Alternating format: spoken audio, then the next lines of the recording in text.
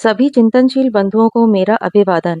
मेरे चैनल अमृत विचार में एक बार फिर आप सभी का हार्दिक स्वागत है। सबसे पहले जिन लोगों ने मेरे चैनल को सब्सक्राइब किया है उन सभी का बहुत बहुत आभार। जिन लोगों ने अभी तक मेरे चैनल को सब्सक्राइब नहीं किया है या जो लोग पहली बार मेरे चैनल से जुड़ रहे हैं, कृपया मेरे चैनल को सब्सक्राइब करें, लाइक करें और ज़्यादा से ज़्यादा लोगों को शेयर करें, जिससे मैं इसी प्रकार अन्य जानकारियाँ ज़्यादा से ज़्यादा लोगों तक पहुँचा सकूँ।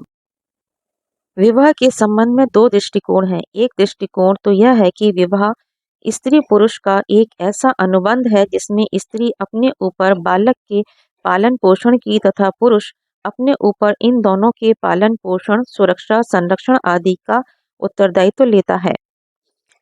पालन-पोषण, भूख-प्यास, संरक्षण आदि मनुष्य की आधारभूत आवश्यकता हैं। इन आवश्यकताओं को पूरा करने के लिए स्त्री पुरुष मानो एक प्रकार का समझौता करते हैं। अनुबंध के साथ अनुबंध के टूटने का भाव भी जुड़ा रहता है। अगर वे एक दूसरे की आवश्यकताओं को पूरा नहीं कर सकते तो यह अनुबंध टूट सकता है। स्त्री पुरुष विवाह बंधन से छूट सकते हैं। दूसरे लोग जो बच्चों की सुरक्षा में थोड़ा सा भी जोखिम लेना नहीं चाहते, उनका दृष्टिकोण यह है कि विवाह कोई अनुबंध नहीं है। यह किन्हीं शर्तों पर नहीं किया जाता। विवाह तो एक धार्मिक संस्कार है और यह टूट नहीं सकता। एक बार हो गया तो हो गया, इसे आजीवन निभाना होता है। विवाह के विषय में हमारे समाज में सनातन काल से यही धारणा चली आ रही है कि यह जन्म जन्मांतर का संबंध है। इसे तो हर हाल में निभाना ही निभाना है। जो लोग विवाह को धार्मिक संबंध नहीं मानते हैं, वे तो सिविल मैरिज कर लेते हैं। रजिस्ट्रार के यहाँ अपना विवाह रजिस्टर्ड करा लेते हैं। उन्हें किसी धार्मिक संस्कार की आवश्यकता नहीं पड़ती। जो लोग विवाह को धार्मिक संस्कार मानते हैं, वे विवाह को रजिस्टर्ड नहीं कराते। वे धार्मिक संस्कार की विधि द्वारा विवाह करते हैं। विवाह एक धार्मिक संस्कार है, अनुबंध नहीं।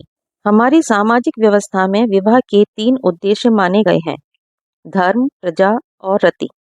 आजकल विवाह के उद्देश्य रति, प्रजा तथा धर्म ये उल्टे उद्देश्य बन गए हैं। पहला उद्देश्य विषय भोग है। विषय भोग के साथ संतान आ जाती है, इसलिए यह दूसरे दर्जे का उद्देश्य है। और विवाह हो जाने तथा संतान उत्पन्न होने पर सामाजिक धर्मों का, सामाजिक व्यवहारों का पालन करना होता है। यह विवाह का तीसरे दर्जे का उद्देश्य हो गया है। परंतु वैदिक व्यवस्था के अनुसार विवाह का सबसे प्रथम उद्देश्य धर्म का पालन है। दूसरा उद्देश्य प्रजा अर्थात संतान की प्राप्ति है और तीसरे दर्जे का उद्देश्य विषय भोग है। यह समझा जाता है कि मनुष्य संसार में 3 ऋणों से दबा हुआ है: ऋषि ऋण, देव ऋण तथा पितृ ऋण। हमारे प्राचीन ऋषि मुनियों ने ज्ञान संपादन करके उसे हम तक पहुंचाया है। उन ऋषियों के प्रति हम ऋणी हैं। समाज के विद्वान लोग हमारे लिए सामाजिक व्यवहार को बनाए रखते हैं, इसलिए इन देवों के हम ऋणी हैं। माता पिता ने हमें जन्म दिया, इसलिए हम माता पिता के भी ऋणी हैं। माता पिता के प्रति हमारा ऋण पितृ ऋण है। जैसे उन्होंने हमें जन्म दिया, वैसे ही हमें भी विवाह करके संतान के क्रम को आगे बढ़ाना है, वंश सूत्र को टूटने नहीं देना है।